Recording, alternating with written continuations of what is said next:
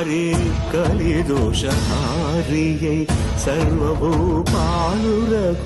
సిరులను కలిగించు మోహిని కృష్ణులుగా మోహము తొలగించు గరుడ వాహనమెక్కి ఘనదాస్యమును చూపు హనుమంత సేవలో అభయం ప్రసాదించు గజవాహనముపై